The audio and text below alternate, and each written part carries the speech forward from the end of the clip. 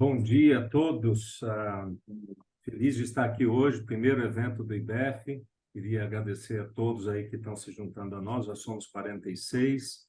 Vamos dar mais um minutinho para quem ainda não se juntou.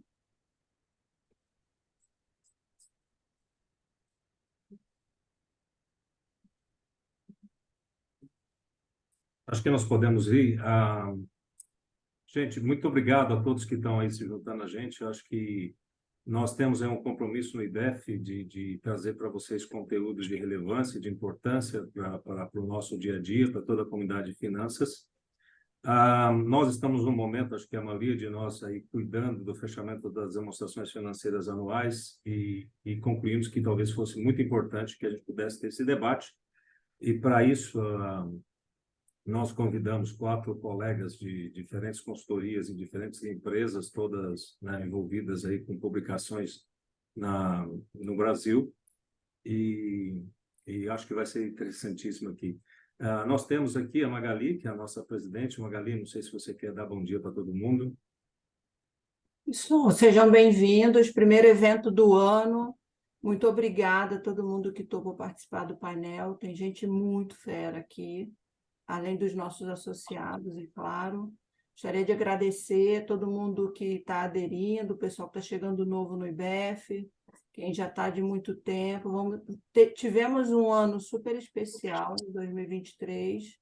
2024 o planejamento está muito bacana, então a gente conta com todos vocês. Obrigada pela presença. Deixa eu aproveitar então e me apresentar. Meu nome é João Ribeiro, eu sou o contador internacional da Dell. Uma das minhas responsabilidades na Dell, eu cuido de tudo que tem a ver com os países fora dos Estados Unidos, quer dizer, Estados Unidos é a nossa matriz, então a minha chefe é a Chief Accounting Officer da companhia e eu cuido de todos os demais países. Estamos falando de 80 e poucos países, mais ou menos 250 entidades legais. Esse é o meu escopo. E, além disso, a Magali me convidou para a diretoria executiva do IBEF, e aí a responsabilidade é dela, né? Vocês podem culpá-la. Hoje eu tenho o privilégio de fazer parte de um time maravilhoso que está tocando o IBEF, fazendo uma transformação enorme. Queria aproveitar aqui, gente, e agradecer todos os nossos mantenedores. Nós temos vários mantenedores, empresas sérias, idôneas, e todas elas comprometidas em patrocinar o IBEF, em apoiar a nossa jornada de se tornar o lugar, ou de continuar sendo o lugar onde a comunidade financeira se encontra. Queria aproveitar, agradecer também o time do IBEF, está aqui o Pires e toda a equipe que realmente faz com que a gente consiga ter, né, esses eventos organizados. Por último, a todos vocês que estão participando e aos nossos speakers aqui, eu vou deixar cada um se apresentar no momento certo. Eu queria, antes de começar, a gente falar também dos nossos próximos eventos. A gente tem agora, no dia 23, semana que vem, um outro evento, a versão 2 desse, porque a gente teve bastante inscritos e a gente entendeu que valeria a pena ter 2 versões. Então, nós temos hoje com os 4 colegas que estão aqui, vamos ter na próxima semana com outros 4 colegas. Então, se vocês quiserem continuar ouvindo sobre o tema, mas de pessoas diferentes, com visões diferentes, por favor, se inscrevam lá no dia 23 de janeiro. No dia 30 de janeiro, pela manhã, a gente vai reforçar o convite hoje outra vez para todo mundo que está no IBEF. Nós vamos ter um evento presencial na Microsoft, falando sobre resiliência cibernética.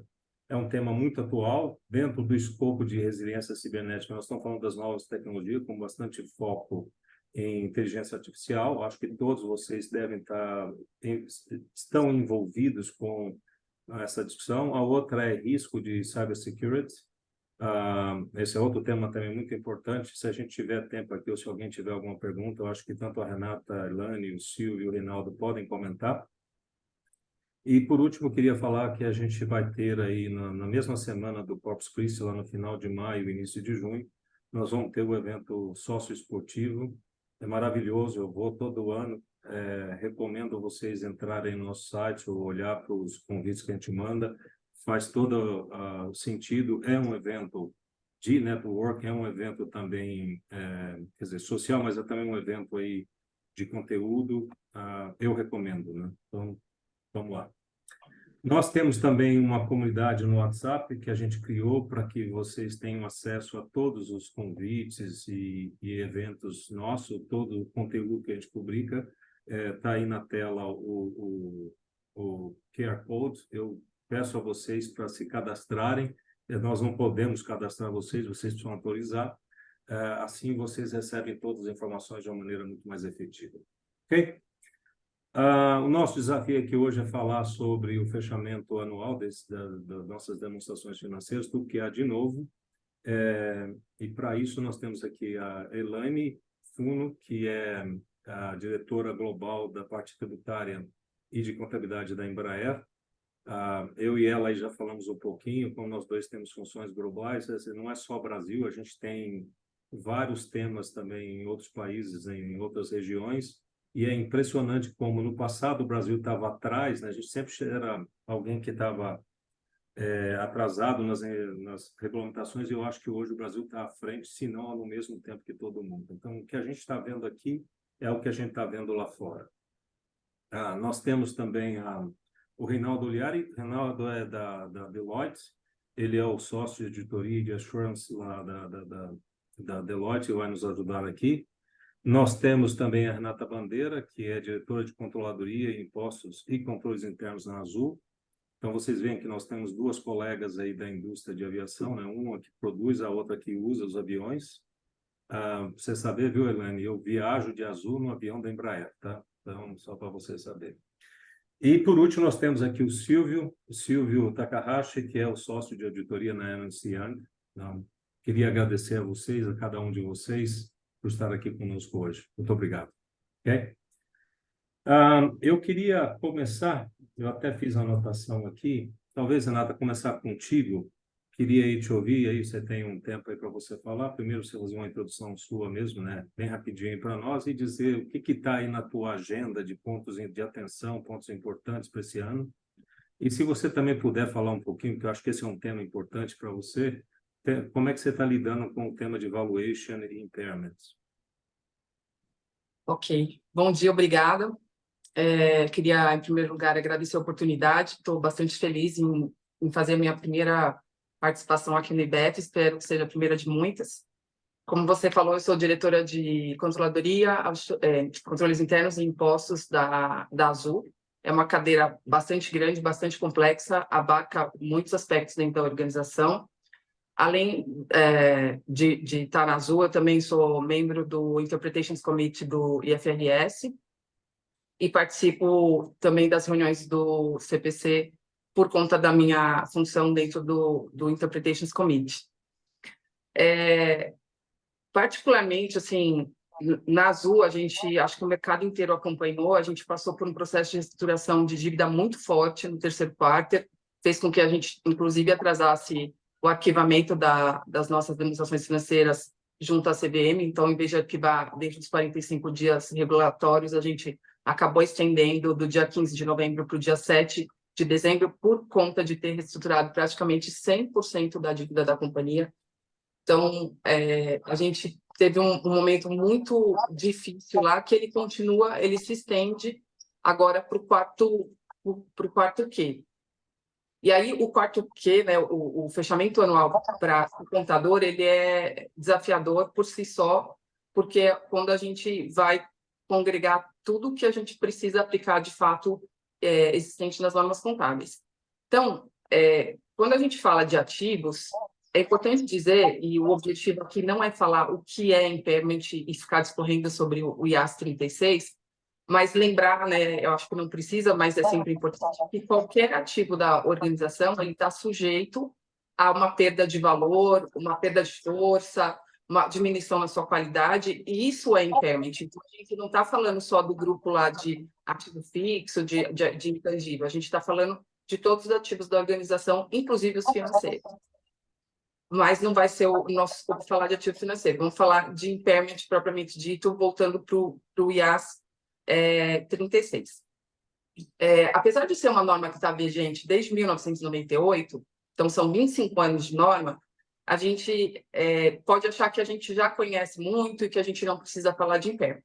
Mas se isso fosse uma realidade, a gente não teria os órgãos reguladores mandando comment letters falando por que as companhias estão falhando na divulgação ou na própria avaliação de impairment que elas têm feito ao longo dos períodos. Então, o que a gente viu nas comment letters emitidas pela SEC em 2023? A gente vê esse assunto voltando, né? Aliás, acho que esse assunto nunca deixou de estar, pode ter falhado um ano ou outro dentro desses 25 anos, mas ele nunca deixou de estar presente nas comment letters da SEC. O que 2023 tem de diferente dos anos anteriores? Primeiro que a gente está no mundo num momento muito diferente, né, muito complexo. A gente veio de um pós-Covid, aqui no Brasil especificamente a gente teve eleições que sempre bagunça a vida da gente em termos de expectativa, de crescimento, de otimismo em relação ao que vai acontecer, aquela incerteza toda. A gente teve mudanças climáticas que vêm afetando fortemente a Europa e a gente vem sentindo isso mais recentemente de maneira muito forte, parecida aqui no Brasil. A gente tem níveis inflacionários mundiais que a gente nunca viu antes, e isso está extremamente relacionado aos nossos cálculos de impairment, principalmente para quem tem atividades globais. Talvez a inflação fosse um assunto que você não se preocupasse numa subsidiária, hoje você tem que se preocupar porque também é uma realidade em países onde isso não faria a menor diferença quando você está fazendo uma avaliação de impairment. A gente tem a invasão da Rússia à Ucrânia, com diversos bloqueios, e a gente tendo restrição de insumos em algumas indústrias por conta dessa situação. A gente tem a guerra de Israel contra os grupos terroristas, que também está impactando o mundo inteiro, né? A gente começa a ver movimentos ali no Oriente Médio que preocupam muito por conta do preço do petróleo. E a gente tem sempre, né, é um risco que a gente convive o tempo todo, o risco de mudanças regulatórias. Então, tudo isso faz com que a atividade de desenvolver um cálculo de impairment fique mais complexo e peça mais atenção da nossa parte. O que a gente tem visto, né, falando um pouquinho de SEC, que eu acho que é o mais importante, porque todo mundo sabe como fazer um cálculo de impairment, todo mundo sabe das dificuldades de você estabelecer uma taxa de desconto, toda aquela discussão que a gente tem. Mas o que a gente tem visto, e o que quando você tem a SEC se movimentando, uma questão de tempo, você vai ter a CVM indo para o mesmo movimento. Então, o que está acontecendo? A SEC está preocupada com a unidade, a reporting unit, que pode estar em risco. Então, ele usa a expressão reporting units that may be at risk. O que isso significa? Isso significa que eu estou indo lá em 2023, fazendo as minhas análises, e estou detectando que teve uma perda de recuperabilidade. A SEC quer entender e quer que você faça a divulgação do porquê esse impairment só surgiu no ano corrente. Por que essa unidade ela não tinha um impairment no ano anterior, ou se ela estava próxima de ter um impairment, porque isso não foi divulgado. Então, tem uma série de situações que podem levar a um impairment que o fator é totalmente isolado no ano que ele ocorre. Então, vou dar um exemplo prático. A Azul, em 2019, registrou um impairment de 3 bilhões, e esse impairment ele foi um fato isolado. Durante aquele ano, a companhia entendeu que precisava fazer uma troca, acelerar a modernização da frota. Então, ela queria sair de um avião que consumia mais combustível e ir para um avião moderno, que é o Embraer E2, que consumia menos combustível. Então, ela falou assim, olha, eu vou subarrendar toda a minha frota de E1, vou vir com os novos E2, que vão me trazer, no frigir dos ovos, mais receita do que eu continuar operando com o E1 que consumia mais combustível. Estava falando de uma maneira muito geral. Isso é um fator isolado. E eu preciso explicar que esse é o fator isolado na minha administração financeira, que não tinha nenhum risco dessa unidade que está sendo reportada estar perto de ter um impairment no ano anterior. E daí, ainda linkando com esse assunto, o que a SEC ela quer que a gente faça? Ela quer que você justifique por que você tem um impairment atual e não tem no ano anterior, mas para as unidades de negócio onde você tem a unidade próxima a ter um impairment, ela quer que você divulgue. Ela quer que você diga qual que é o percentual que aquela unidade está escapando de ter uma provisão sendo registrada, do valor em uso ser menor do que o valor justo, valor de fluxo de caixa, enfim. Então, ela quer que você diga, porque ela quer que você alerte o usuário da administração financeira que você pode, sim, no futuro, vir a ter uma perda. Então, não basta só fazer o teste, concluir que não tem impairment e dizer eu não tenho impairment.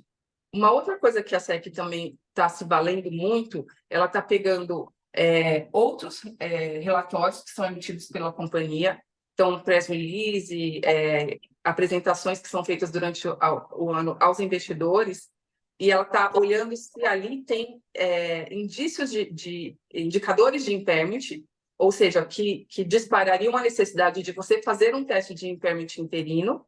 Você pode até ter feito, mas você não divulgou. Então, a SEC também está olhando para isso. Então, assim, olha, existiu uma situação aqui no seu negócio, na sua indústria, que provavelmente te levou a fazer um teste de impairment, mas você está omitindo isso na demonstração financeira. Então, o que ela quer no fim do dia é muito mais transparência em relação àquilo que está sendo divulgado. Então, que a gente seja mais transparente com o usuário da informação para que ele possa, de fato, fazer as análises e entender se essa empresa está próxima de registrar uma perda também, não só a perda efetiva. E outra coisa que também está sendo muito solicitada é você mostrar quais são as premissas que vão te levar, que uma mudança naquelas premissas poderiam te levar a uma situação de impairment.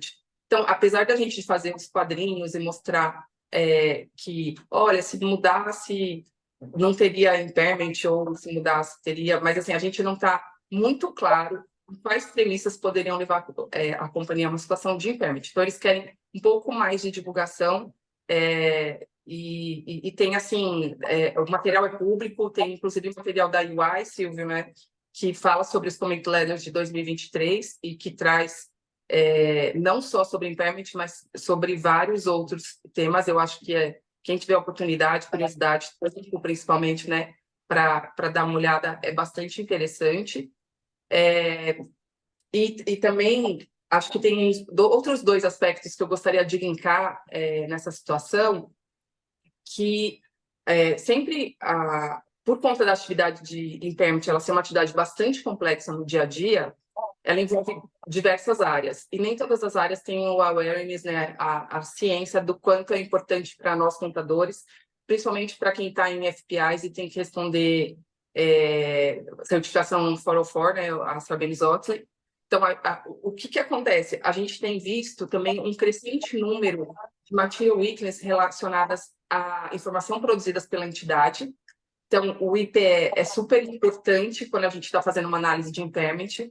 E como a gente não tem, normalmente, essa análise sendo conduzida por contadores, é conduzida por uma área de FP&A, controladoria, às vezes a gente acaba, no resultado final, sendo prejudicado, porque essas áreas não têm tanta conhecimento sobre os requerimentos que a gente tem na parte da Sarbanes-Oxley, então, principalmente relacionado à IPE, que acho que todo mundo aqui conhece, né, com esse nome, que é a informação produzida pela entidade.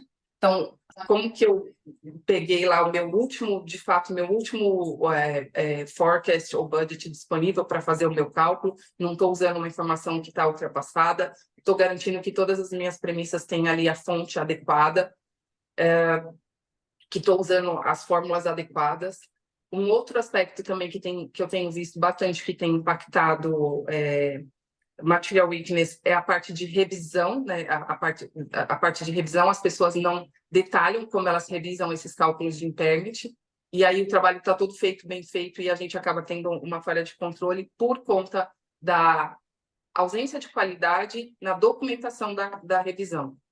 Então, eu fiz aí o resumo, acho que, João, completei meus 10, 12 minutinhos aqui. A gente... Todo esse grupo aqui sabe bastante sobre impairment, mas acho que não está tão antenado com os últimos desenvolvimentos aí que têm sido emitidos, principalmente pela SEC. Não, perfeito, Renata, muito bom. Eu tenho certeza que alguém vai fazer alguma pergunta e vai te dar a oportunidade de você falar mais sobre o assunto. Esse assunto é realmente muito, muito importante. Você falou bastante de SEC, né, da SEC. A gente sabe que aqui no Brasil o IFRS também segue praticamente as mesmas regras, ou seja, o que a gente está falando lá se aplica aqui, e eu posso confirmar para você que na Europa também esse é um assunto que eu estou tratando com ele, e você comentou o tema da Covid. Isso trouxe uma volatilidade muito grande nos nossos resultados. Então, quando eu tenho as minhas holdings na Europa, que possuem, né, são donas de subsidiárias ao redor do mundo, toda essa volatilidade de resultado te traz uma dificuldade para fazer a projeção do futuro, né? Uhum. Isso também influencia muito no valor do investimento. Então, quem tem holdings, né, para fazer avaliação, que no passado a gente chamava aqui de equivalência patrimonial, agora tem os nomes mais bonitos, então a gente tem todo esse aspecto, tem que realmente garantir que o dado que você está usando é um dado o melhor possível. Muito bom. Deixa eu ir aqui para o Reinaldo. Reinaldo, muito obrigado por estar conosco, né? Queria aí também te ouvir quais são os pontos que vocês estão chamando a atenção das empresas, né, dos seus clientes, especialmente falando aí de risco sacado, que é um tema que gerou muita discussão, tem gerado muita discussão, né, dos eventos que a gente teve aí de Americanas e outras empresas. Então, vamos em frente. Vamos lá. Bom, obrigado, João e demais aqui pelo convite. Estou aqui no segundo ano participando desse desafio do fechamento agora para esse exercício de 2023. Para quem não me conhece, eu sou sócio-líder de Accounting Report Advisory e eu sou representante da Deloitte Brasil, o time de SG Global de Assurance. Indo aqui para o tema, acho que tanto o IASB soltou um Supply Arrangements, uma divulgação técnica de interpretação do que é um risco sacado, forfeit, tem outros nomes comerciais. E assim, desde 2016, aí, pensando um pouco no mercado brasileiro, a CVM sempre coloca discussões nas cartas que são enviadas no começo do ano, né? Os discussion papers e as discussões sobre quais são os temas mais importantes do momento.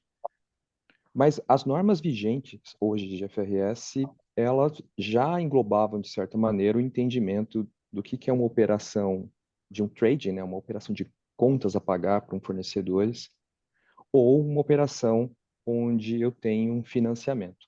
E aí eu acho que a gente tem um problema de qual linha de divulgação. Isso vai para uma nota explicativa lá com instrumentos financeiros, com empréstimo, financiamentos demais, ou numa linha de fornecedores, e aí eu tenho índices ali relacionados à companhia, principalmente aquelas que trabalham muito com fornecedores, estoques, ou tem aí o financiamento dos seus fornecedores.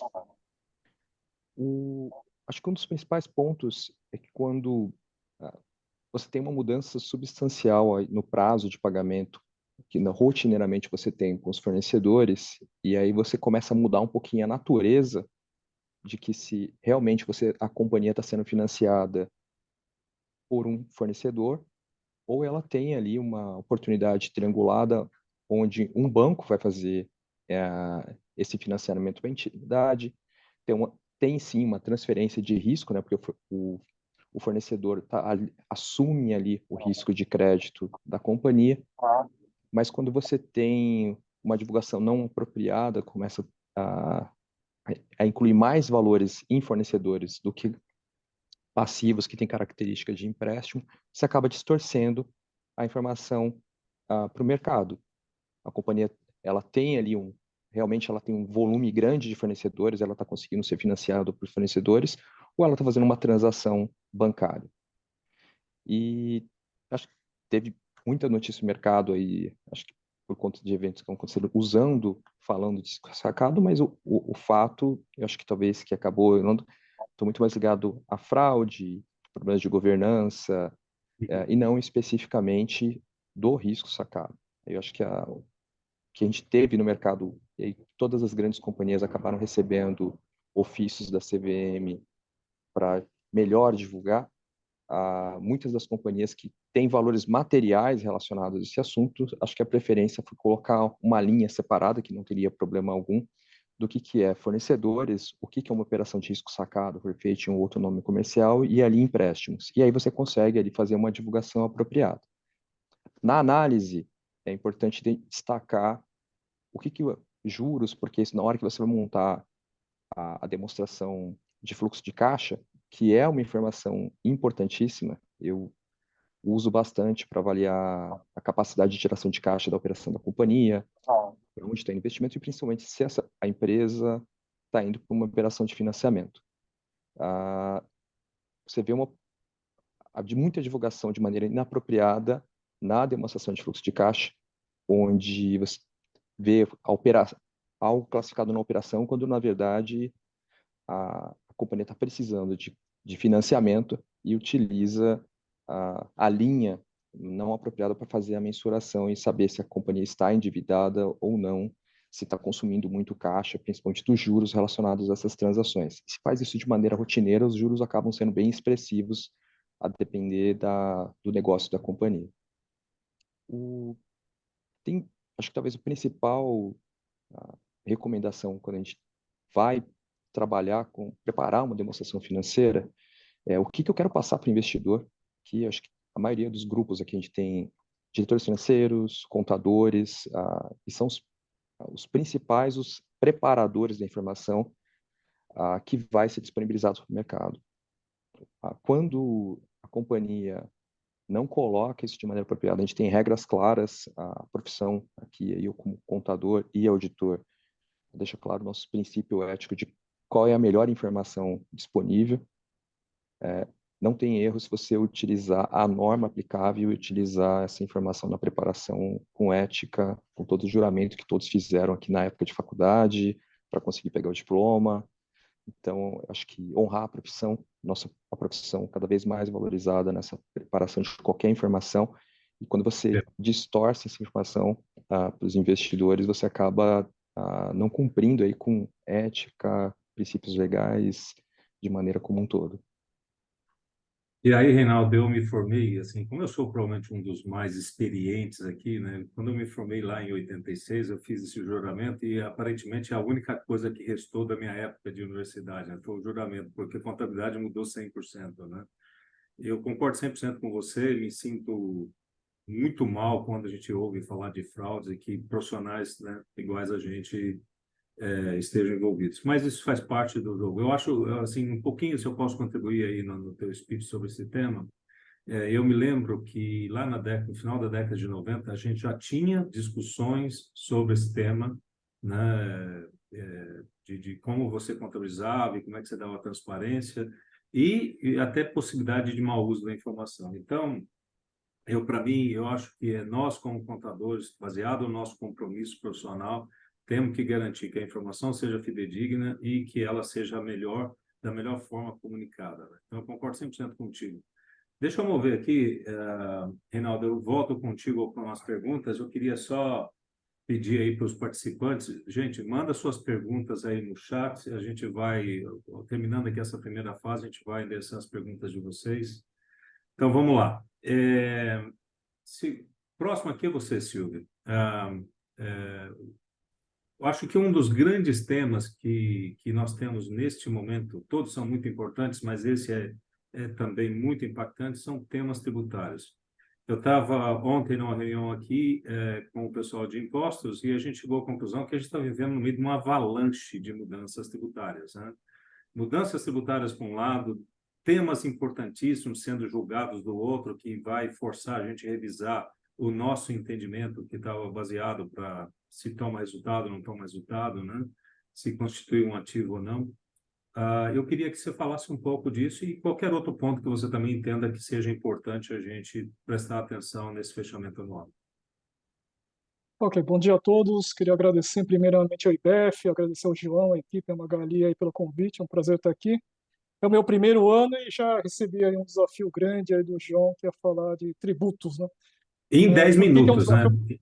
Em 10 minutos ainda, porque aquela velha máxima, né? No Brasil até o passado é incerto, né? Então tem medidas que vão impactar o futuro, que a gente pode pensar que é positivo, né? Ser bastante positivo, e tem medidas também, decisões judiciais que influenciam o passado, e como o João falou aí, talvez mude a nossa estimativa, nosso julgamento sobre processos anteriores, né? Então, começar de forma positiva, então, falar sobre a reforma tributária, né, que foi promulgada aí pelo Congresso em 20 de dezembro. Tudo é muito recente, né, como o João mesmo comentou, essa avalanche aí de medidas processuais, tributárias, que para o contador é excelente, né? no fechamento, ter várias premissas diferentes aí para impactar no seu julgamento, né? Então, a reforma tributária, acho que, para ser bem resumido aqui, todo mundo acompanhou bastante nos últimos meses as discussões, então, para quem trabalha, por exemplo, na indústria, está adorando, para quem trabalha em serviços, talvez tende a ser um pouco mais negativo do que é atualmente, mas, de forma geral, aí teve a substituição aí da PIS/COFINS pelo CBS, o ICMS, DSS pelo IBS, vai continuar tendo vai ser criado um imposto seletivo sobre bens que teoricamente deveriam ser diminuído o consumo, então vai ter uma tributação mais pesada sobre esses, e aquela velha questão aí também de incentivos à Zona Franca, né? Todo mundo reclama aqui, principalmente no Sudeste e no Sul, né? Bom, mas de qualquer forma, então, pensando do lado positivo, então, teve uma uniformização de regras, teoricamente a guerra fiscal vai acabar, temas que eu vou falar depois, como DIFAL, os aspectos de substituição tributária também tendem a desaparecer, e existe também aí um longo período de transição, né? Então, até 2033 espera-se que tudo esteja implementado, e tem um período de transição até 2078 também para se definir também o local de tributação. Então, uma reforma de longo prazo, vamos pensar positivamente que ela vai ser boa aí para o país, né? Mas uma das incertezas, talvez, que norteia essa reforma é sobre a monetização de créditos, né? Acho que tem muitas entidades aí que têm vários créditos tributários represados que não conseguiram ser monetizados, e aí com a inexistência de regras mais claras, de alíquotas, de critérios de reembolso e monetização, talvez essa seja a preocupação mais importante para esse fechamento, né? Como fazer sua projeção de realização de seus créditos tributários e, logicamente, validar isso com seus auditores, né? Com a falta de regras mais claras, logicamente que isso vai requerer um julgamento muito intenso, né? Então, isso vai ser um assunto aí para os próximos anos, aí para a gente, pelo menos até 2026, quando vai começar efetivamente a ser implementado esses novos tributos, né? Um segundo ponto aí que o João comentou também e pediu que eu comentasse rapidamente é sobre as novas regras de preço de transferência, né? Então, houve a promulgação também de 2023 da Lei 14.596, que está sendo disciplinada pela Instrução da Receita 2.161, né? Que muda completamente as regras de preço de transferência, né? Acho que um ponto importante a ser destacado para esse fechamento é que, apesar dessa regra ser válida mandatoriamente a partir de 2024, né, já está em vigor, para ser mais preciso, era opcional também você implementar em 2023, né, desde que você notificasse a Receita até dezembro. Então, nesses dois casos, o que é importante, né? Para quem já optou pelas novas regras aí, que são baseadas nas regras internacionais da OCDE, é você ter efetivamente a documentação, né? Uma vez que o prazo de entrega dessa documentação é até dezembro de 2024, mas para esse fechamento já é importante para que o preparador e o auditor já tenham aí o conhecimento do que já está disponível para a companhia, qual que é a documentação que ela já tem para suportar o seu cálculo, né? E para quem vai esperar a adoção mandatória agora, nesse exercício fiscal também, né? Começar a se preparar já, porque as regras são muito diferentes do que era no passado. Então, exige uma mudança nos controles internos, na forma de se captar a informação. Acho que a própria Elane pode falar com mais propriedade sobre isso, né? Já que ela deve enfrentar esse tipo de problema, né? Mas para o auditor e para o preparador nesses exercícios também existe essa necessidade de prover, de conseguir ter um sistema de controles internos que forneça essas informações que atendam aí a nova lei. Falando um pouquinho agora do passado, né, sobre essas incertezas, né, então nós tivemos aí decisões importantes que afetavam temas relevantes aí que já vinham sendo discutidos há muito tempo, né? Então, não que exista uma necessidade de reapresentação do state nas demonstrações anteriores, mas para esse fechamento de 2023, eu acho que as premissas, os critérios de julgamento e de conclusão vão ter que ser alterados, né? Logicamente, tudo isso que eu estou falando aqui vai requerer um envolvimento dos consultores legais, dos advogados, né? E também dos auditores, né? E, logicamente, a interpretação que eu vou dar aqui sobre alguns temas, logicamente, que é pessoal, né? Não representa nenhuma entidade que eu represento. Acho que até esqueci de comentar, mas além de sócio da IVAI, eu também sou representante da firma em alguns grupos de trabalho no IBRACON e no CPC também. Bom, mas de qualquer forma, só para não me alongar muito, eu vou tentar falar aqui de 4 casos mais abrangentes, aí, de maior repercussão no mercado. Então, nós tivemos aquela tese do século, né? O ICMS da base PIS/COFINS, que acabou gerando alguns filhotes, das teses filhotes aí, no mercado, né? A primeira delas é a exclusão do valor residual, o gross-up, como queiram chamar. Então, esse é um tema que já vem sendo discutido há pelo menos 2 anos. O IBRACON está discutindo aí, juntamente com os reguladores, com a CVM, também a forma de tratamento, e existe também aí diversas interpretações dos advogados no mercado, né? De forma geral, acho que a Receita Federal, conforme já esperado, já está se manifestando para alguns contribuintes específicos, falando que o gross-up não é devido, né? Você não pode tentar recuperar aqueles 21 centavos, eu acho, adicionais na sua forma de cálculo. Mas, de qualquer forma, os auditores também estão endereçando esse assunto aos reguladores e, brevemente, aí, deve ter uma posição mais consensual entre as firmas, né? De qualquer forma, acho que é importante cada um de vocês que prepara as demonstrações, se tiver esse problema, logicamente, já ir discutindo com seus advogados e auditores, né? Uma outra tese filhote desse mesmo tema aí, do ICMS da base PIS/COFINS, acho que é a questão da substituição tributária, né?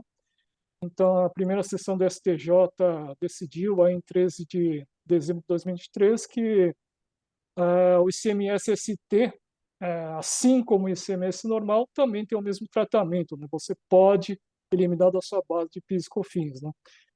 Como foi uma decisão da primeira sessão do STJ, né, e a gente já viu aí por outros casos que talvez essa posição tenda a mudar, pode mudar, o STF pode vir aí a mudar esse entendimento. Aparentemente, para esse caso específico, o STF já disse que era um tema infraconstitucional e, portanto, acho que essa decisão do STJ deve valer, pelo menos para esse fechamento, né? Lógico que esse assunto tem que ser monitorado também, né, como todos os outros, e eventualmente alguma mudança de jurisprudência aí tem que ser aplicado futuramente aí também nas demonstrações contábeis, né? Acho que um terceiro tema mais relevante também é a questão de FAO, né? O STF acabou julgando aí em 29 de novembro de 2023, após a emissão da Lei Complementar 190, né? Tinha aquela discussão toda aí, acho que a gente passou aí o último ano discutindo a partir de quando que valia os efeitos aí da DIFAL, né? Lembrando que era preciso que tivesse uma lei complementar, que foi emitida em 2022, no comecinho do ano, né? E aí se discutia a questão da anterioridade anual e nonagesimal, ou seja, ela valeria a partir de 2023, a partir de 90 dias depois da promulgação da lei, que era 5 de janeiro de 2022, então passaria a valer teoricamente a partir de 1º de abril de 2022, e isso ficou no ar, né? Não se sabia, aí, os advogados, auditores, os contribuintes discutindo quando aplicar a nova regra aí do DIFAL, né? Então isso foi pacificado aí pelo ministro Alexandre de Moraes, aí teve uma votação apertada de 6-5 no STF, e decidiu-se então que deveria se respeitar os 90 dias, mas não a anterioridade anual. Então passa a valer os efeitos a partir de 1º de abril de 22, né? Mas aí os advogados podem entrar com outras discussões, né? Bom, isso Dias Toffoli lá se enganou no seu voto, vamos entrar com embargos infringentes para ver se o STF muda a posição, teve a aposentadoria do ministro Lewandowski, vai mudar a composição do Supremo, será que isso vai mudar? De qualquer forma, acho que, logicamente, tem que ser discutido com os seus advogados aí, logicamente, os auditores também vão envolver seus especialistas, mas, ao que tudo indica, essa posição atual do Supremo deve ser mantida, ou seja, os efeitos da DIFAL devem ser reconhecidos a partir de 1º de abril de 22, né? Mas como é uma decisão também que sempre pode mudar, geralmente é negativa ao contribuinte, acho que a gente precisa ficar também atento aí a esse cenário. E um último tema aí que eu gostaria de abordar nesses 10 minutos é a nova lei de subvenções, né? Que é a Lei 14.489, que foi emitida aí também no finalzinho de 2023, no apagar das luzes, em 29 de dezembro. Então, tem muitos contribuintes, aí, principalmente quem está em área incentivada, que está com várias dúvidas.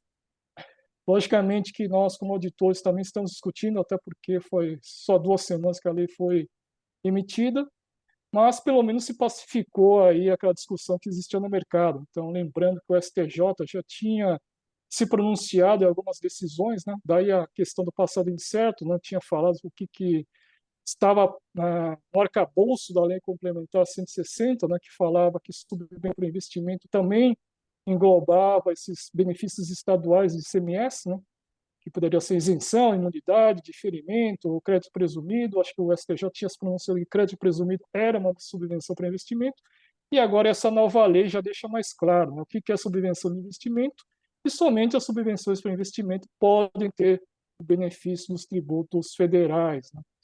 Então, esse é um tema também que vai gerar muita discussão, até porque já tem medidas tomadas no passado, decisões de investimento, provisões contábeis, e isso tende também a mudar. Apesar dessa lei valer a partir de 1º de janeiro de 2024, a Lei 14.489, logicamente que também pode haver efeitos aí no passado, e para 2023 também vai afetar a nota de eventos subsequentes, pode afetar a mensuração do IR diferido, então tem vários impactos contábeis que têm que ser atentados, né?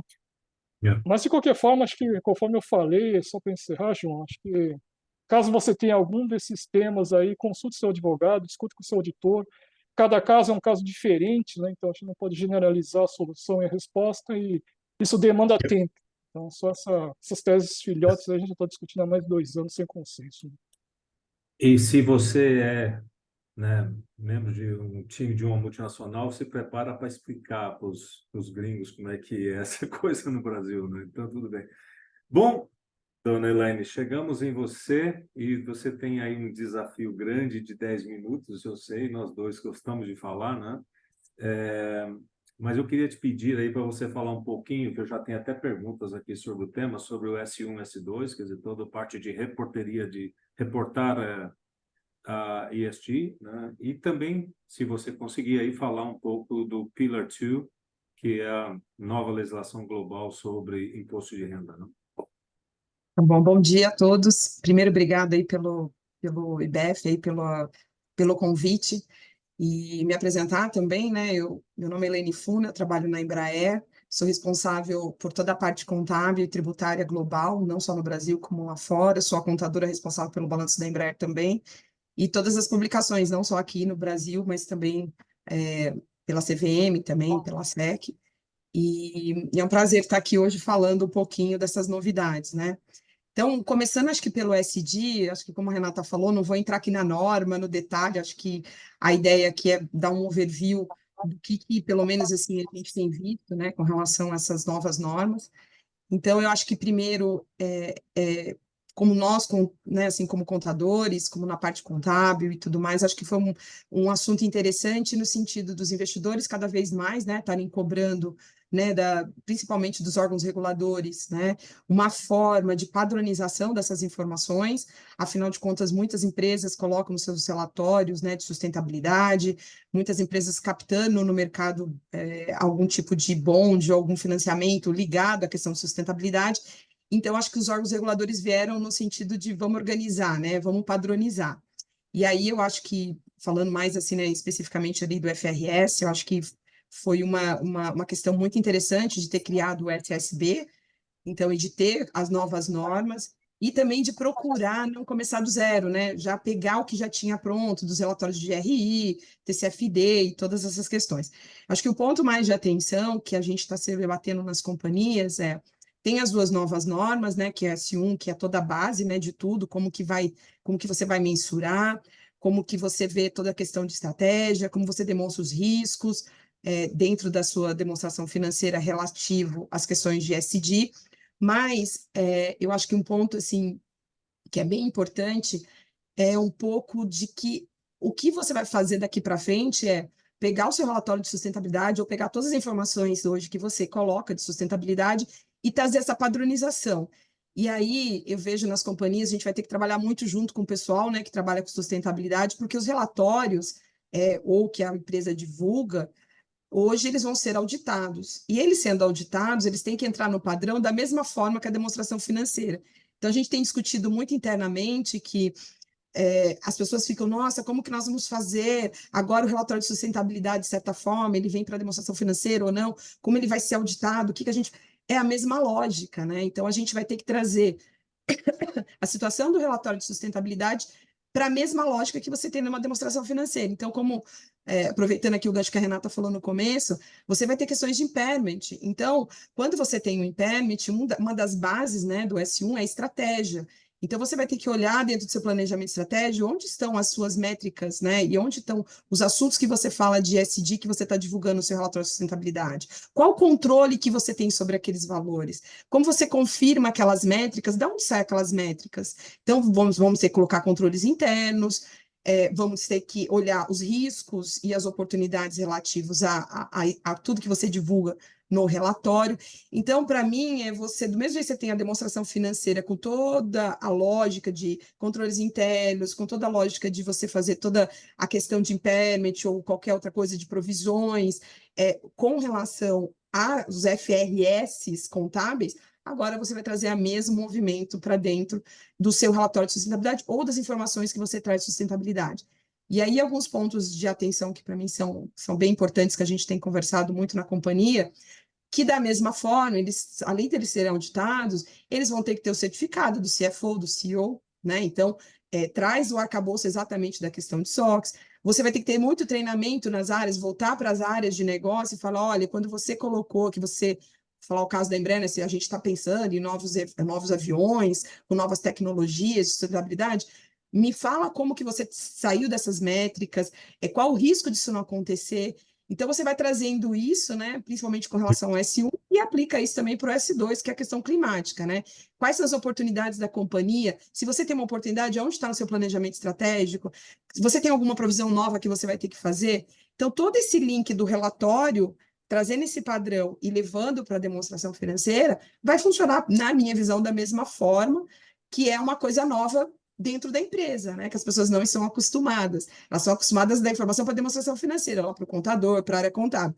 Agora eles têm que dar também da mesma forma, suportando o relatório de sustentabilidade. Então, acho que vai ser um conhecimento, né? Uma nova vida para todo mundo. Acho que as empresas vão ter que, as pessoas que estão na área contábil, principalmente, vão ter que estar muito mais ajudando ali, né? Entendendo a parte de sustentabilidade. Na própria Embraer mesmo, hoje a gente está trabalhando muito junto com a nossa área de sustentabilidade para ver esses relatórios. Tem a questão da evolução ao longo do tempo, né? A CVM já se manifestou aí para 26, então a gente vai ter que estar trabalhando todas as empresas, tem empresa que pode fazer antes, que já está mais preparada, mas tem que ter atenção das auditorias, né? Os auditores também estão, na minha visão, aprendendo como que eles vão fazer tudo isso. E tem a SEC, que a gente está esperando aí a manifestação final da SEC, a gente sabe que tem muita discussão, mas a própria SEC tem a questão legal, né, que eles estão tentando como trazer essa norma para a parte legal mesmo, de trazer isso na lei, de como vai ser, como vai funcionar isso para o futuro. Então, eu acho que muito isso, acho que a mensagem é a área contábil, acho que tem muito a ajudar e a liderar, de certa forma, junto com a área de sustentabilidade, como fazer isso daqui para frente, e trazer essa realidade para dentro da companhia, porque vai mudar tudo. Você precisa mudar a governança, do mesmo jeito que você faz uma governança para uma demonstração financeira de aprovação e tudo mais, você vai trazer isso para a parte de sustentabilidade também. Então, para mim, é um pouco olhar o que você faz na demonstração financeira e trazer isso para a realidade da sustentabilidade do relatório. E Antes de pensar você falar, que tem o S1, S2, mas vai ter S3, S4, então acho que a isso. gente vai aprender nesse começo, mas vai vir as novas, né? Do mesmo jeito que a gente tem na contabilidade, as novas normas vão acontecendo, a gente vai se adaptando. É um mundo de adaptação para a empresa, muito treinamento também interno para poder lidar com isso, tá, João? Mas, Helena, antes de você falar de Pillar 2, deixa eu só fazer um comentário, porque nós dois estamos aí em funções globais e a gente tem todo um approach diferente na Europa, que hoje tem uma legislação, né, do Parlamento Europeu chamada CSRD, Corporate Isso. Sustainability Reporting. Nós estamos na Dell trabalhando forte para isso. Eu não sou, a Dell não é listada aqui no Brasil, portanto, ainda não estou obrigado a fazê-lo aqui no Brasil, mas nós dois sabemos que na Europa hoje, não importa se você é listado ou não, você tem que divulgar, tá certo? Dado o tamanho Acho que é um ponto, ponto importante. Então, falando um pouco da Embraer, né, como a gente tem as empresas globais, a gente tem mais de empresa fora só do Brasil, a controladora e a matriz é no Brasil, realmente a gente está olhando todas as subsidiárias, por quê? Porque agora tem um trabalho da controladora para a subsidiária, entendendo na subsidiária o que precisa trazer para nível de consolidado, né, dentro dessa questão, e em cada país a sua própria legislação local. Nós temos empresas na Europa que já vão ter que aplicar o CSRD a partir, provavelmente, do próximo ano. Então, como que a gente trabalha com essa subsidiária para ela estar aplicando e também estar alinhado com o que a gente vai estar aplicando também aqui. Então, a gente está, sim, olhando todos os países, porque cada um tem uma legislação, Singapura, China, todos eles têm, mas a ideia sempre é olhar o local do que é necessário, trazer do local também, de certa forma, para o consolidado do que é importante para a companhia, porque às vezes você pode ter uma questão local que pela materialidade local, e eu não quis aqui entrar muito no detalhe, mas a gente tem as questões de materialidade, que a materialidade e sustentabilidade pelo GRI é diferente da comunidade. Então, assim, tem questões ali que a gente vai ter que lidar, principalmente de materialidade, e às vezes para um site ele vai ter uma divulgação muito maior do que a própria matriz, mas ao mesmo tempo, as empresas matrizes, né, como no caso da Embraer, a gente também tem que olhar todos os sites, porque se os sites não estiverem compliance, a matriz também não está e a gente tem que trazer isso para cá. Mas esse é um ponto bem importante, a gente está acompanhando também dentro da empresa, não só na Embraer, mas também a questão dos sites, tá? Para a gente seguir aqui, vamos falar do Pillar 2. Depois, se tiver tempo aí, eu comento um pouquinho a experiência da Dell nisso, porque eu acho que esse você disse muito bem, Elaine, eu acho que nós, os contadores, precisamos ajudar muito na governança. Esse negócio é importantíssimo, pode ser uma grande ferramenta da companhia, né, de comunicação, mas pode ser também um grande risco se a gente não comunicar corretamente ou não tiver um alinhamento. Mas a gente volta nisso. Vamos lá, Pillar 2. E aí, falando um pouquinho de Pillar 2, também sem entrar tanto no detalhe da norma, né?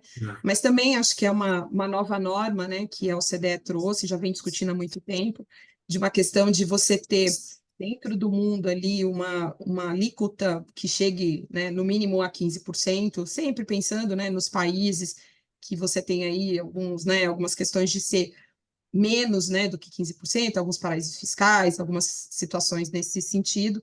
Acho que o importante de Pillar 2, né, dessa questão dos 15%, ele vai trazer uma questão para as companhias muito forte de globalização. Então, o que o Pillar 2 está trazendo?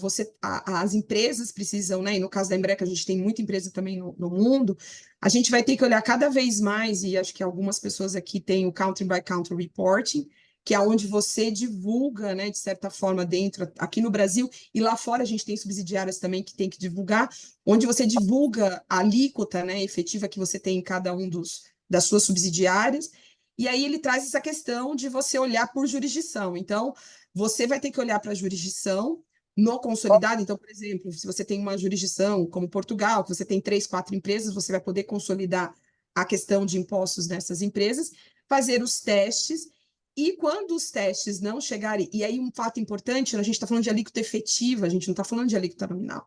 Então, como a gente está falando de alíquota efetiva em cada um desses países, né, você olhar para dentro da sua estrutura societária cada um desses países, você fazer esses cálculos, né, através do que você já tem no CBC, e aí você vai olhar, poxa, às vezes eu tenho um benefício tributário, algum incentivo, alguma coisa, e essa alíquota está dando menos. E aí que começa os pontos, né? A empresa que tiver, e você pode acontecer alguma situação que você tem um país que você está pagando alguma coisa menos com isso, você tem, claro, alguns testes que você pode fazer, que a lei permite, né, de você, se você tem receita menos do que isso, você sai fora. Você tem alguns ajustes que você pode fazer com relação à substância. Então, se você tem substância, às vezes é menor que 15, mas você tem uma substância no país, você tem folha de pagamento, você tem tangíveis na companhia, nesse país, então você pode ali fazer alguns ajustes no cálculo. Se você não passar por isso, você vai para um terceiro step, que aí você realmente vai ter que fazer o cálculo conforme as normas, né, da OCDE, para você saber se você está com menos ainda de 15. E aí que começa um ponto, né, que está sendo muito discutido aqui no Brasil, que é se você tem uma diferença, você olha primeiro para a controladora da companhia. Se a controladora da companhia ela aderiu ao Pillar 2, as normas, na legislação local, essa diferença pode vir para a empresa, né, que seria, vamos dizer, o Brasil, no nosso caso aqui da Embraer, como uma controladora. Mas, se você não tem uma legislação aplicável, que foi aplicável para o Brasil, e nós estamos nessa situação hoje no Brasil, você começa a olhar para baixo. Então, se você tem uma empresa abaixo, uma holding abaixo, ou alguma coisa assim, essa empresa ela pode fazer essa diferença e trazer para o país. Então, acho que agora começa uma corrida aí dos países de legislar, né, de trazer o Pillar 2 para cada uma das legislações, porque senão você vai perder, né, de certa forma, esse delta em cada um dos países. Então, a gente vem acompanhando, o Brasil está correndo aí para trazer uma legislação brasileira para que isso não aconteça. No próprio país, a gente sabe que a gente tem alguns benefícios, né, alguns incentivos. A Receita Federal está procurando olhar esses incentivos à luz da nova regra e o que não tiver também, de repente, tornar crédito e não, né, um incentivo na base, alguma coisa nesse sentido. Acho que é público, né? A subsecretária Cláudia vem trazendo isso para trazer uma normatização, mas é muito importante, né, no caso de empresas brasileiras, que o Brasil tome essa posição de normatizar, como outros países já fizeram. E a gente está falando de coisas aí, 25, 26, que já está aí próximo. No caso, por exemplo, vou dar um exemplo na Holanda, eles estão falando já de 24, aplicando para 26, então, se o país não correr, a empresa, esse delta vai pagar em algum lugar, né? Então, alguém vai perder, de certa forma, uma arrecadação. Então, é muito importante trabalhar, entender e começar a fazer os cálculos com base no passado. É isso que as companhias têm feito para ver se tem alguma coisa ali a ser feito. Então, eu acho que falando um pouquinho de Pillar 2 é isso. E também um ponto que está muito trazendo é a questão dos auditores, né? Os auditores têm cobrado das empresas. E aí você vai ter que dar disclosure, o FRS se manifestou, né? Que a gente precisa dar na demonstração financeira desse ano, de 2023, disclosure dos impactos do Pillar 2. Então, as companhias também estão correndo aí com as consultorias ou internamente de mostrar para os auditores quais são os possíveis impactos que pode vir a ter com relação ao Pillar 2, porque o FRS pediu que a gente tenha um disclosure com relação a isso. Acho que estou tentando resumir, acho que é isso. Não, eu tá? sei. É difícil falar de temas tão interessantes. Deixa eu só fazer um comentário nessa do Pillar 2. Nós temos hoje, a nível global, aqui na Dell, um grupo multifuncional formado por áreas de impostos das diferentes regiões e pela área contábil, onde a gente está discutindo exatamente o que vai entrar em 2024, né, e o que pode ser para depois. E uma discussão que a gente tem muito grande, não vou entrar no detalhe aqui, mas é safe harbor, né? Então, onde, apesar de a lei ser aplicável, mas pode ser excluído da lista em 2024. Esse é um tema que impacta muito, e a gente pode pensar, principalmente quem trabalha em multinacional, mas o Brasil não implementou nenhuma lei do Pillar 2. Então, eu não tenho nenhuma preocupação. Tem sim, porque você pertence a alguma holding, e se você não paga nada aqui, você precisa, com certeza, envolver-se no processo de informação, porque a tua holding vai ter que fazer esse cheque. Outra coisa que a gente sempre diz, mas o Brasil tem uma alíquota de imposto, né, de renda mais contribuição social de 34%. Não é isso. Você tem que olhar a sua taxa efetiva de imposto de renda, tem toda uma regra. Então, se você ainda não se envolveu, se envolva, porque esse assunto tem impacto financeiro significativo. Ok? Muito bom. Eu tenho aqui 3 perguntas já do turno. O pessoal está meio tímido hoje. Eu acho que precisa mais perguntas, pessoal. Vamos lá. O Augusto, obrigado, Augusto, pelas suas perguntas. A primeira pergunta dele é: como contabilizar os créditos obtidos com a tese do século, que foi limitado ao seu aproveitamento em 30%? Então, eu vou começar com você, Renato. Desculpa, eu não consegui ouvir a pergunta. Como contabilizar os créditos tributários obtidos com a tese do século, que foi limitado ao seu aproveitamento em 30%? Você Essa tem daí isso aí? Você tem eu não isso aí? tenho. Eu não tenho. Não. Eu também não Helene. tenho. Você também Eu já não tem? passei por Reinaldo, situação. sobrou para você. Eu já passei em outra empresa por essa situação e o momento era diferente. Então, a gente foi um pouco mais agressivo, isso já tem mais de 10 anos, a gente foi mais agressivo e conseguiu sair do teto da limitação, mas eu acho que, daí o Silvio pode falar com mais propriedade, o Reinaldo também, eu acho que hoje você não tem mais tanto espaço para ser tão arrojado, visto que você tem outras normas, IFRIC 23, outras coisas que você tem que observar, que acabam te levando para o mesmo cenário. Não sei se o Silvio ou o Reinaldo querem complementar. E só para dizer para o Augusto, o seguinte, Augusto, nós também ganhamos essa causa aqui na DEL, a gente já ganhou lá, foi um dos primeiros casos que foram julgados, e a gente conseguiu compensar tudo antes de vir essa regra da limitação dos 30%. Né? Então, eu não tenho mais discussão nisso. E eu acho que essa regra do 30% vai ser questionada. Mas vamos lá, Reinaldo, Silvio, quem quer falar aí sobre o tema? Reinaldo. Silvio, a parte tributária, não, como eu falei, não é meu forte. Não sei se talvez você tenha mais propriedade para Não, discutir. eu Vai lá, concordo com a Silvio. Renata. Acho que tem que ser mais conservador nesse momento mesmo, não tem como ser mais agressivo nessas posições, né? Principalmente com esse viés arrecadatório do governo. Acho que é perigoso você tentar ser mais arrojado. Eu vou dar um palpite que também não tenho, Renata, mas Eu acho que se a dúvida é como contabilizar, eu acho que se tem a trava de 30, é olhar a trava de 30, contabilizar só isso e mostrar que você tem como usar esse crédito para auditoria ou internamente, né? Porque se você também faz a trava de 30, coloca, contabiliza, depois você vê que você não tem base nenhuma para usar, não sei se é isso, aí eu acho que é um pouco disso também de provar a recuperabilidade disso no seu balanço. Eu O também não problema é tenho. que o problema é que você vai estar numa situação onde você está indo numa postura que é diferente daquela que a norma tributária te coloca, e na minha opinião você cai no IFRIC 23, né? Que daí também tem uma discussão de você falar assim, apesar que aqui nesse caso a gente está falando do imposto sobre a renda, mas assim, o IFRIC 23 ele vale para todo tipo de tributação, não só para o imposto sobre a renda, imposto de renda, né? Então, Você vai pegar um eu acho que limpolopínio para poder ter base para aquilo, para provar que você entende que vai.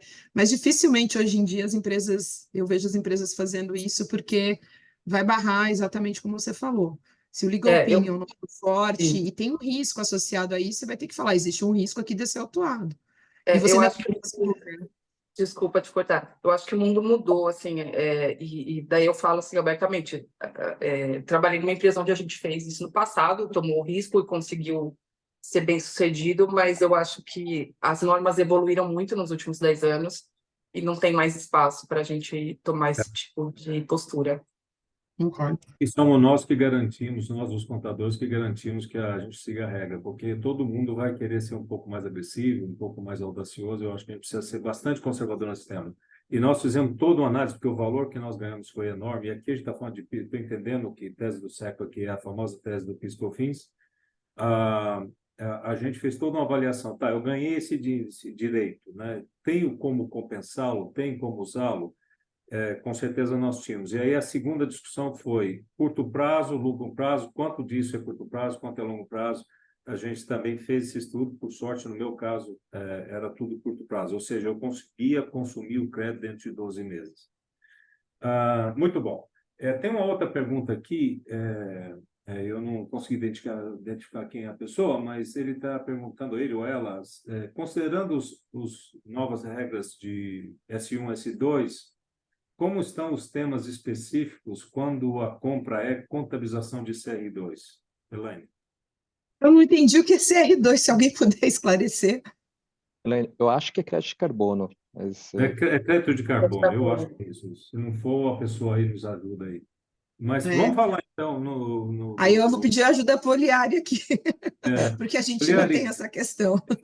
é, tem toda essa discussão hoje sobre É. crédito de carbono, né? Eu, inclusive, até pedi para o meu pessoal de Government Affairs, né, me ajudar a entender. Eu entendo que tem um projeto que está sendo votado, deve ser votado esse ano no Congresso, regulamentando a história do crédito de carbono, né? Você pode falar um pouquinho disso? tem. Eu acho que, além de toda acho que movimentação de como o crédito de carbono negociação e você ter o registro, certificação no Brasil, a gente tem uma certificadora nacional hoje para ter esse controle, mas teve uma orientação, né, do OCPC 10, que ficou para abertura, para comentários, é uma orientação até outubro do ano passado. Então, eu acho que, regra geral, depende se a companhia ela gera esses créditos internamente, se ela compra esses créditos e se ela está negociando esses créditos. Então, a depender de que posição que a companhia está, gera uma contabilização diferente. Quando a companhia gera esses créditos, normalmente ela registra um estoque, né, na formação desses itens. Quando é uma trading, ela tem ali as discussões de compra e venda de estoques, né? Eu faço a compra, eu faço a venda, e aí a mensuração também muda, porque normalmente sai de custo, né, de aquisição, mas ela vai para um fair value. E quando a companhia compra para se acreditar. Então, eu acho que tem a discussão, ela fica como um ativo, eu não colocaria, talvez, na orientação está como ativo intangível, aí tem uma discussão, ativo intangível de curto prazo, fica estranho, mas é o que está na orientação. Eu acho que não sei se vai sair assim com o CPC, aí talvez o Silvio, a Renata, os demais estão ali nas discussões, possam complementar. E tem o prazo ali para companhia depois que faz a aposentadoria do crédito, reconhecendo isso no resultado da companhia. Eu acho que talvez o mais importante, e aí quando a gente fala do IAS 37, CPC 25, tem muita companhia assumindo compromisso publicamente, que a partir de determinado período, por exemplo, a partir de 2023, eu vou offsetar as emissões próprias, energia comprada e a da cadeia de suprimento, seja escopo 1, 2 ou 3, ou qualquer um dos escopos. Você gera ali uma expectativa de discussão sobre eu já tenho uma obrigação de um evento passado, eu vou ter um desembolso de caixa futuro e eu consigo mensurar. Então, se a companhia pretende já compensar esses créditos, tem que pensar um pouquinho também no passivo a ser registrado, e isso vai se tornar cada vez mais comum, e para onde vai o caminho dos créditos de carbono e volumetria, isso tende a ser material na demonstrações financeiras para as indústrias e entidades de alto carbono. Então, eu acho que talvez o ACPC ajuda bastante, ele é bem curto, ele tem ali a situação em qual a companhia se enquadra, mas eu acho que orienta a todos aqui para seguir o melhor caminho para a contabilização. Bom, quem nos fez a pergunta foi o Cocoru da Parker, muito obrigado, Cocoru. Se você precisar mais detalhe aí, você já aproveita, liga aqui para o Reinaldo, para o Silvio, para essas duas moças aí, você vai ter a resposta melhor. Ou liga para mim, eu dou um jeito, tá bom? Obrigado. Gente, tem uma outra pergunta aqui ainda do Augusto. Com as mudanças das legislações tributárias, principalmente a remuneração da folha de pagamento, como fazer a apresentação dos eventos subsequentes? O que isso implica é uma redução de lucros futuros de forma significativa, se ainda há tanta discussão política. Eu acho que aqui é um ponto muito importante, pergunta sua, Augusto, acho que ela faz todo sentido. Talvez aí, começando com você, Elaine, com você, Renata, o que vocês têm na lista aí de que já sabemos que vão ser eventos subsequentes que a gente tem que reportar, além desse aqui? E se vocês puderem comentar especificamente nesse caso? Renato, começa. Em relação ao evento subsequente, especificamente falando de reoneração da folha, eu acho que a sua demonstração financeira tem que retratar a melhor informação disponível até o momento da publicação. Então, independente do que pode acontecer no futuro, que é voltar a ser desonerado, que está todo mundo brigando para isso, nesse momento, se você vai divulgar sua demonstração financeira, você tem que dizer que foi reonerado e qual é o impacto previsto e qual que é o status das discussões, né? E o que a companhia acredita que possa acontecer ou o que ela está trabalhando para que possa acontecer. Porque, de fato, é uma coisa que a companhia não controla. Então, você precisa divulgar o cenário real, né? E hoje a realidade que a gente tem é a reoneração. De março, para quem é listado, né? Prevalecer a medida provisória, reonerar. Se até lá houver alguma decisão do Congresso de devolver ou outro tipo de negociação, eu acho que é isso que a gente tem que seguir até lá, né? Elaine, quer comentar? Eu acho que é a mesma coisa que a Renata falou, porque a Embraer não tem, mas teve no passado, e teve no passado exatamente acontecendo o que aconteceu agora. Tinha, aí depois tiraram, depois colocaram, então, assim, a gente já teve que dar no passado disclosure, mas o disclosure foi nesse sentido, olha, não temos mais a remuneração da folha, explicando e falando que, aguardando se a legislação voltar ou não. Acho que um ponto que eu vejo, assim, que é um ponto, assim, importante, é que quando você deixa de ter, ao mesmo tempo, você tem que olhar todos os seus fluxos futuros que você fez do seu planejamento de orçamento, do seu planejamento estratégico e voltar a ser reonerado. E aí o que acho que impacta, que os auditores olham dado o momento agora que você tem uma situação que você não tem mais, como ficou isso? Aí você pode ter algum tipo de impacto que você venha trazer para sua demonstração financeira, dizendo, olha, então a gente está vendo um impacto futuro no nosso planejamento, alguma coisa nesse sentido, mas se não, a gente já está acostumado, né, a trabalhar. Acontece uma coisa, você explica uma coisa e deixa claro que pode voltar. E aí, quando voltar, você explica que voltou e os impactos disso, mas complicado mesmo. Até pegando esse gancho aí, falando um pouco, porque isso impacta a impairment, né? E é uma situação totalmente onde a gente não sabe para onde vai. Então, as companhias, elas, por hábito, elas têm o costume de preparar um único fluxo de caixa, um único programa orçamentário, mas para fins de impairment, você pode criar 2 cenários, onde você vai atribuir probabilidade. Então, qual a sua convicção de que vá voltar para fins de impairment, tá? Que vai voltar uma desoneração. Então, vamos supor que você acredita que tem uma chance de 40% e que 70% que fique remunerado. Você faz um mix disso para o seu fluxo de caixa e faz o seu teste de impairment com base nesses 2 fluxos de caixa, um considerando a remuneração, o outro considerando a desoneração, atribui percentual de probabilidade de ocorrência que você acredita e isso você pode usar para fazer o seu teste de impairment, porque de fato você não sabe qual é o cenário mais correto. Deixa eu só dizer uma coisa e talvez pedir a ajuda do Oliara e do Takahashi. Eu acho que este ano, especialmente esse ano aqui no Brasil, nós vamos ter vários pontos que nós vamos ter que colocar nas nossas notas explicativas ou como fatos subsequentes, né? Então, vocês mencionaram, tem esse caso aqui que pode ser uma dúvida, eu acho que a gente teria que botar nota explicativa sobre reforma tributária, que ainda não está definido nada, mas baseado nos princípios que já foram aprovados, a gente pode ter um impacto futuro, né?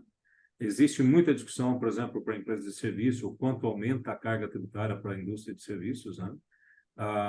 Para outras, uma discussão muito grande sobre que incentivos deixarão de existir, né? Por exemplo, a minha indústria, nós temos a lei de informática, que hoje traz vários benefícios, traz obrigações também, e a gente já começou a discutir o que vai acontecer lá em 2029, quando a lei atual acaba. E aí, vai ser renovada, não vai ser renovada?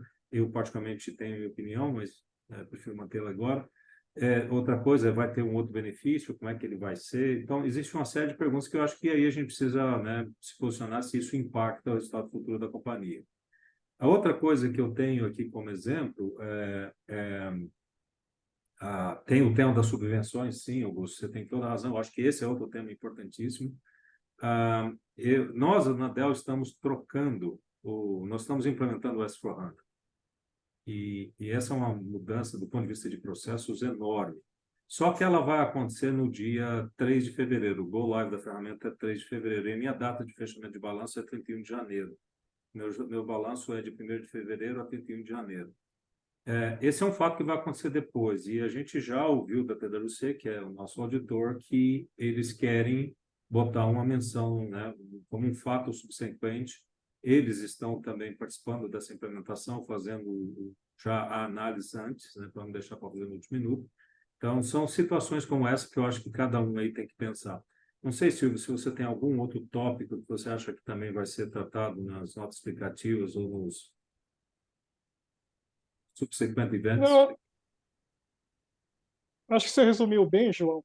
E sobre essa questão da desoneração da folha, também tem a questão aí das provisões de férias, 13º aí, que também tem impacto contábil. Então, essa conversão da MP aí que incerta, infelizmente foi assinada no final do ano também, se fosse 1º de janeiro seria mais fácil, mas acho que tem que ser colocado também no radar aí essa questão da provisão, discutir com os advogados também a probabilidade de conversão desse MP, né? Mas acho que de eventos subsequentes, acho que é basicamente isso. Tem a questão do Pilar 2 também, que foi comentado aí para quem é afetado, né? Termos contábeis, acho que a gente não estava na pauta, mas teve uma mudança sutil também no IAS 1, no CPC 26, que é aquela questão de divulgação de políticas contábeis, né? Que agora passa a ser políticas materiais não mais significativas, embora seja uma tênue diferença. Então, muda um pouquinho as suas políticas aí a serem divulgadas em notas explicativas. Então, acho que ninguém está prestando muita atenção em face dos outros temas muito mais complexos, mas isso também é um tema que está no radar, e aí, inclusive o relator de auditoria também vai mudar naquele parágrafo que ele fala sobre políticas contábeis divulgadas em notas, né? Elaine?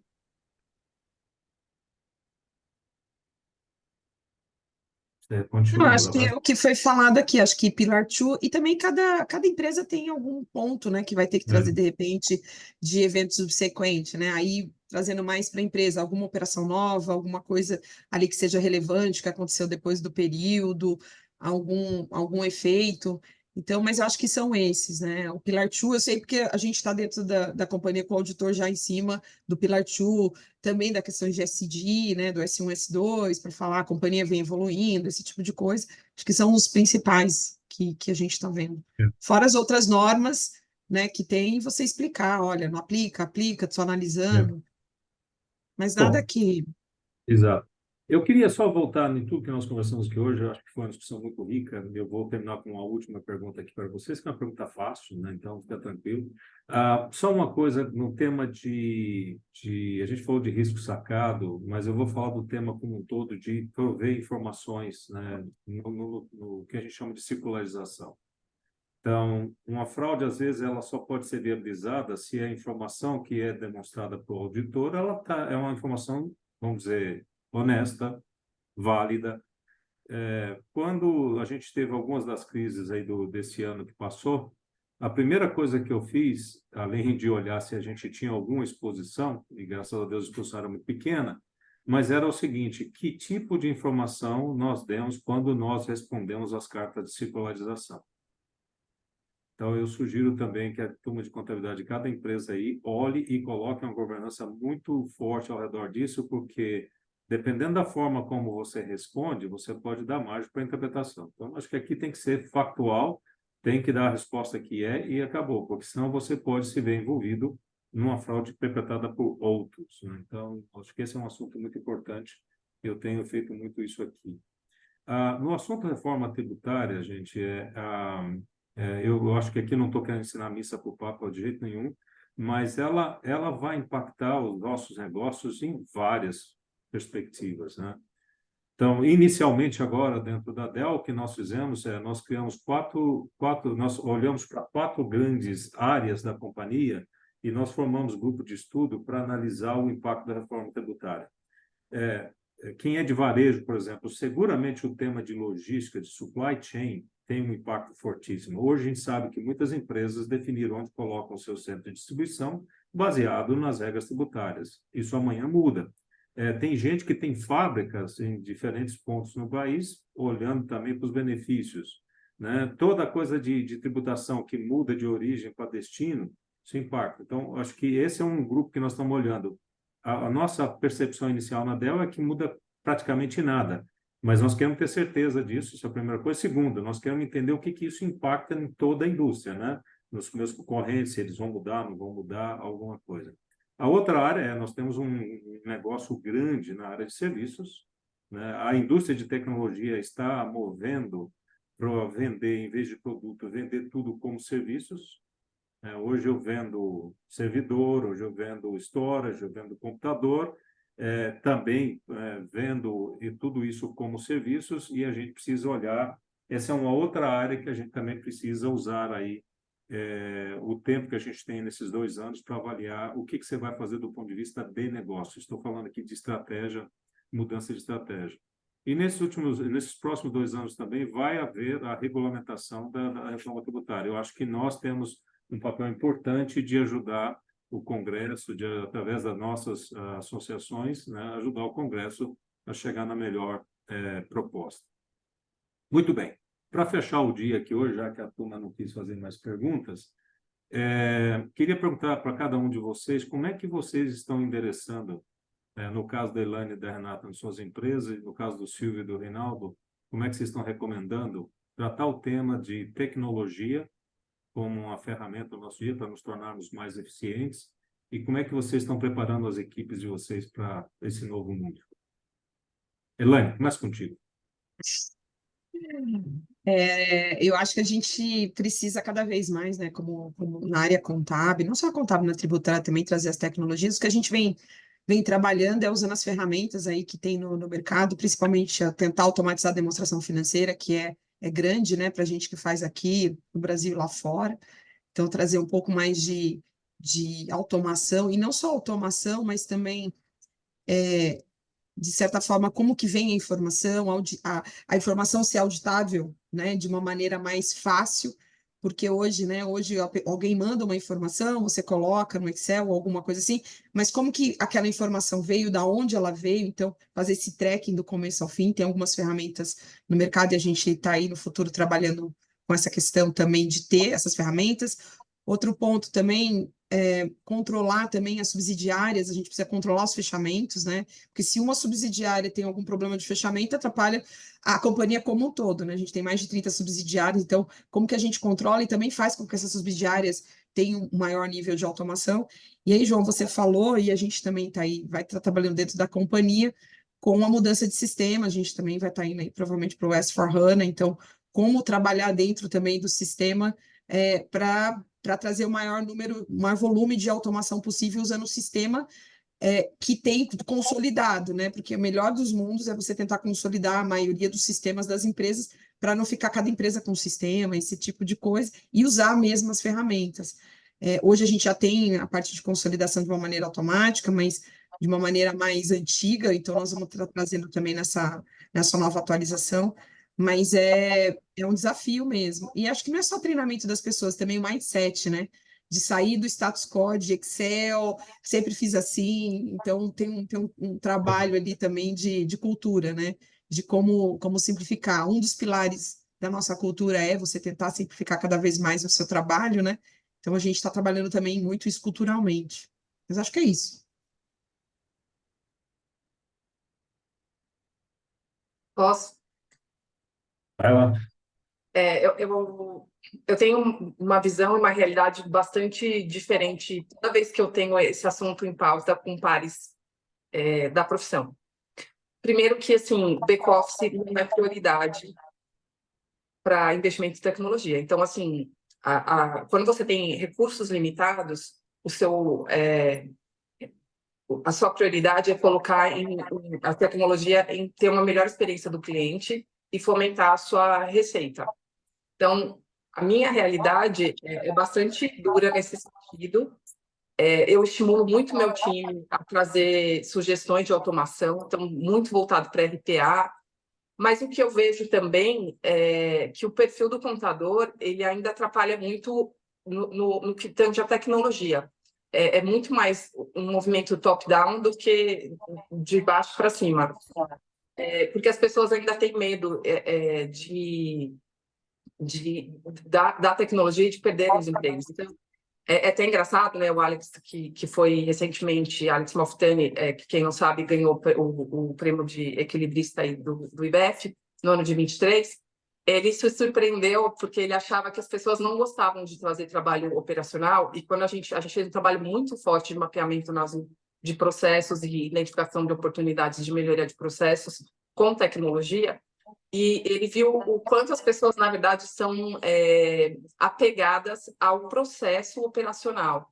Então, a gente tem assim uma dificuldade tanto de recursos financeiros quanto de postura do profissional contábil ainda em relação à tecnologia.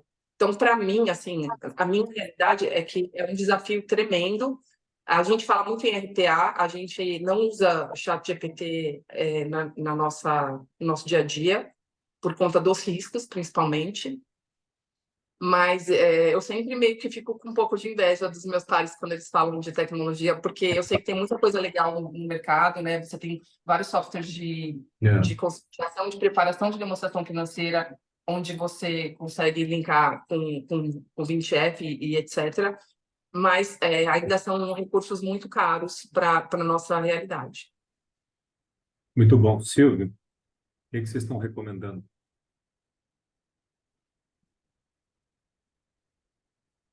Silvio? Desculpa, estava com dificuldade aqui de desmutar. Tudo bem. Mas, de qualquer Sem forma, problema. acho que tem uma tendência aqui da profissão, inclusive, acho que no Ibracon está muito debatida essa questão aí de auditorias digitais, né? Então, acho que a profissão de auditor tenta acompanhar aí a realidade econômica das empresas, a situação tecnológica. Então, foi feito um investimento, pelo menos pelas firmas maiores, aí, em ferramentas digitais, tentar automatizar o processo, tornar o processo menos desgastante para o cliente também, logicamente, né? A transmissão de documentação, otimização da extensão dos procedimentos, né? Essa é uma tendência mundial, que o próprio IASB, que é o órgão que emite as normas de auditoria internacionais, também está prestando muita atenção e focado para isso no futuro, né? Em termos de firma, especificamente, acho que o EY anunciou aí publicamente um investimento de mais de $1 bilhão em inteligência artificial, né? já está sendo feito um cascateamento aí desse treinamento do uso da inteligência artificial para mais de 400 mil profissionais aí da EY, né?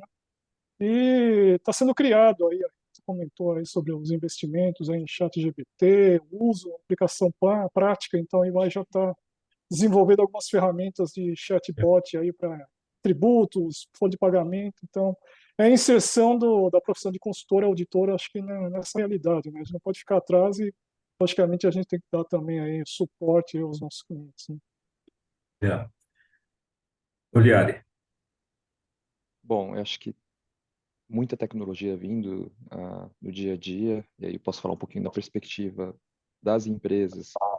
Eu acho que, como o Renato falou, acho que tem que ter um certo cuidado ali, por exemplo, de onde estão essas informações. A gente trata aqui de inside information, a gente trabalha com informações públicas, nós sabemos do resultado da companhia antes do mercado.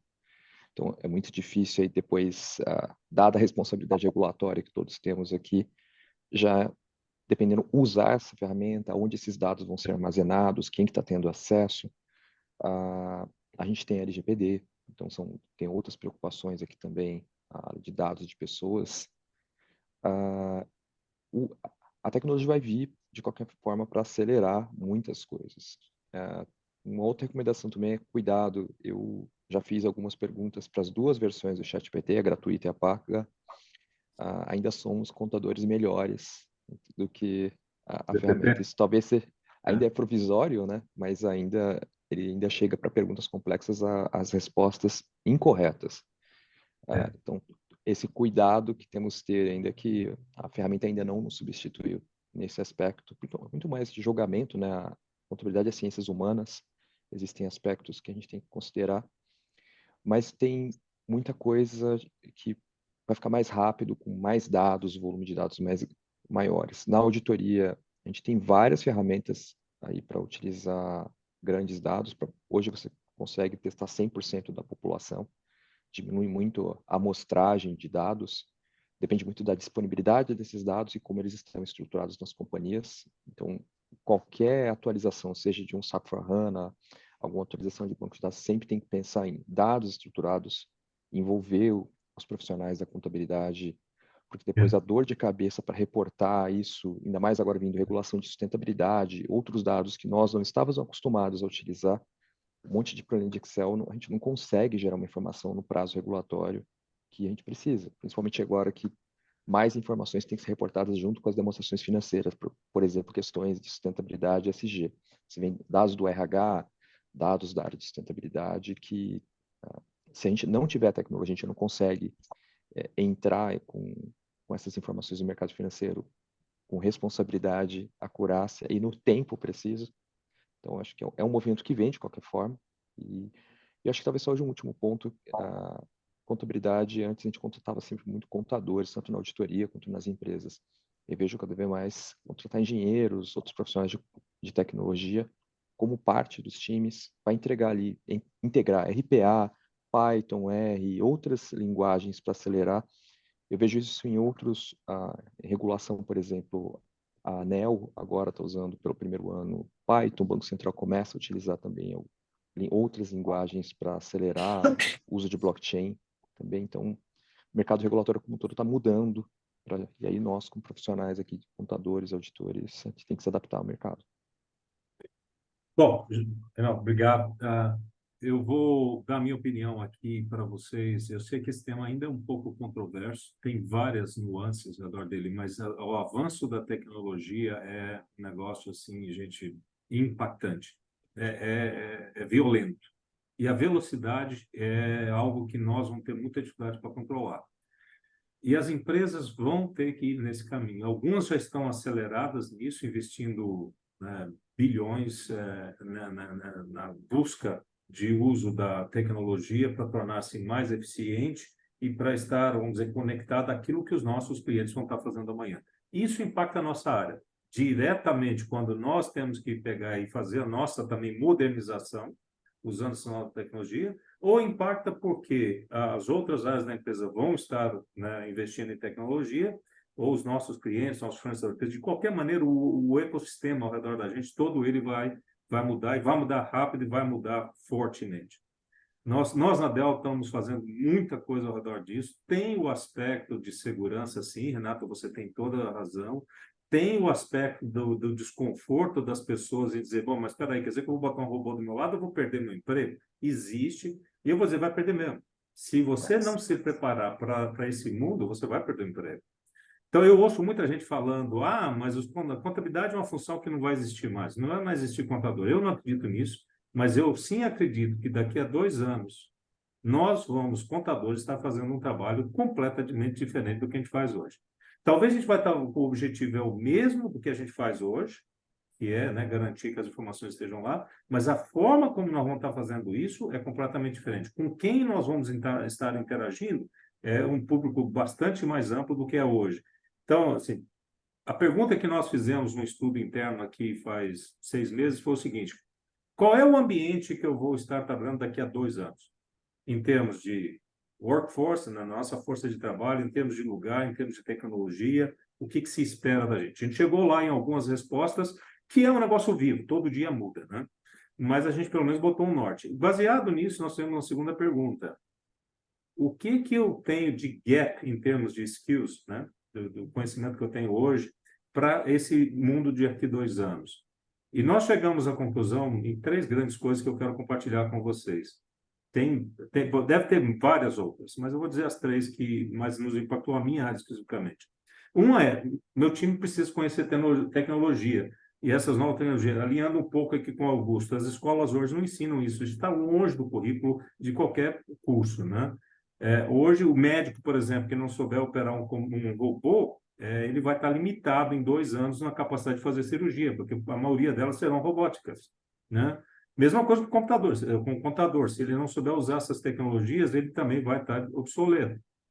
Mas no final do dia, tem que ser contador e tem que ser médico, usando a tecnologia. Então, eu contratei vários jovens para a minha área com paixão por tecnologia e eles fizeram uma grande diferença no meu time e eles quebraram aquela inércia do time de adotar tecnologia, porque todo mundo estava meio receoso, legal, vamos, mas nunca produziram nada, eu trouxe essa turma. E agora eu tenho um segundo desafio, é lembrar a turma da tecnologia que está dentro do meu time que eles são contadores, eles precisam pensar como um contador usando a tecnologia. Mas esses são os desafios. O segundo, imaginando que nós vamos estar interagindo com o público, com demandas diferentes, o tema comunicação é muito importante. Investir ainda mais no communication skills. E, por último, outra coisa que já existe hoje e vai continuar, talvez até mais acelerado, é mudança. Mudança vai acontecer todo o tempo. Então, nós estamos investindo muito em treinar o nosso pessoal em change management. Né? Como é que você gerencia a mudança?